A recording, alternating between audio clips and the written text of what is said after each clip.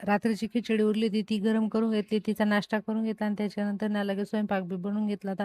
स्वयंपाकमध्ये डाळ भात, मठाची भाजी आणि बट्ट्या बनवल्या होत्या. सगळा स्वयंपाक बनून झाला तर फक्त बट्ट्या तळायच्या राहिल्या होत्या. बट्ट्या तळून घेतल्या आणि त्याच्यानंतर ना लगेच जेवण पण करून घेतलं होतं. जेवण वगैरे झाले आणि घरामधलं सगळं आवरून झालं होतं. फक्त राहिलं होतं ते फरशी पुसायचं. लगेच फरशी बी पुसून घेतली. थोडा आराम केला आणि संध्याकाळी झाली होती. लगेच संध्याकाळचा चहा वगैरे घेतला कारण आम्हाला जायचं होतं बाहेर. मग गेलो आम्ही बाहेर फिरायला. कारण भरपूर दिवसापासून आहे ना आलो नव्हतो फिरायला. म्हटलं आज जाऊन येऊ फिरायला.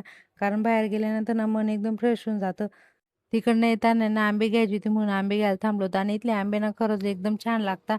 नेहमी आंबे इथूनच घेते मी आणि फ्रेश पण राहतात आणि खायला पण चांगले लागतात म्हणून आंबे आम्ही तिथूनच घेतो. आंबे वगैरे घेतले आणि घरी येताना ना दूध संपलं होतं. दूध बी घ्यायचं होतं. म्हणून दुकानावर गेलो होतो. दूध वगैरे घेतले. घरी आली. स्वयंपाक वगैरे राहिला तर पहिले आंबा कट केला, तो खाल्ला. मग त्याच्यानंतर स्वयंपाकला लागली होती. चला मग आजचा ब्लॉग मी इथंच एंड करते. भेटूया नेक्स्ट ब्लॉगमध्ये. तोपर्यंत बाय.